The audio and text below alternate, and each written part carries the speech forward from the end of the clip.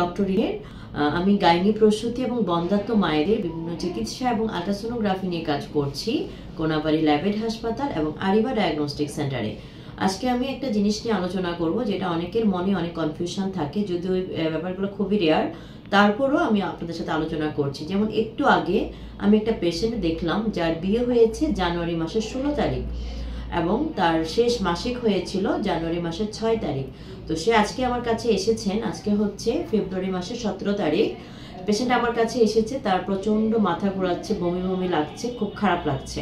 তো তাকে আমি টেস্ট করতে দিলাম, যে একটা প্রেগন্যান্সি টেস্ট আর একটা আল্ট্রাসোনোগ্রাফি, কারণ আমার কাছে মনে হচ্ছিল যে তার বাচ্চা পেটে আসাটাই স্বাভাবিক, এবং আল্ট্রাসোনোগ্রাফি করে কিন্তু আমি তার বাচ্চা পেটে পেলাম এবং প্রেগন্যান্সি টেস্টও পজিটিভ আসলো, 6 সপ্তাহ, 1.5 মাসের বাচ্চা পেটে। এখন প্রশ্ন হচ্ছে, পেশেন্টদের প্রশ্ন হচ্ছে, আমরা তো বিয়ে করেছি জাস্ট গত মাসের 16 তারিখ, আজকে হচ্ছে 17 তারিখ, 1 মাস 1 দিন, তাহলে বাচ্চার বয়স হচ্ছে 6 সপ্তাহ, 1.5 মাস কিভাবে সম্ভব? 1.5 মাস আসলে এটা হচ্ছে অনেক বেশি কনফিউশনের এবং প্রশ্ন করার মতোই একটা প্রশ্ন।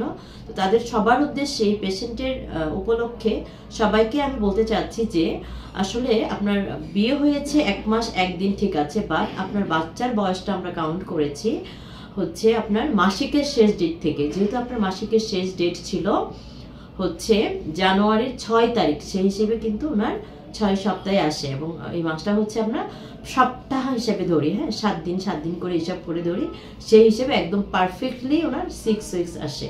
তার তার বিয়ে বা সহবাস যখনই হোক না কেন, তার বাচ্চার বয়সটা আসবে ঠিক শেষ মাসিকের ডেট থেকে।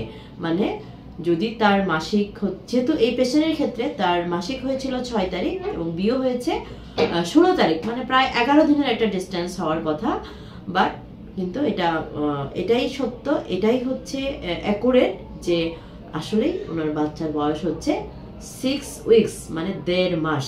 সো কনফিউশনের কোনো কারণ নেই। ভালো থাকবেন সবাই, সুস্থ থাকবেন। আশা করি এই ভিডিওর মাধ্যমে যদি যাদের এই বিষয়টা নিয়ে একটু কনফিউশন ছিল, সমাধান হয়ে যাবে ইনশাআল্লাহ। ধন্যবাদ সবাইকে, আল্লাহ হাফেজ।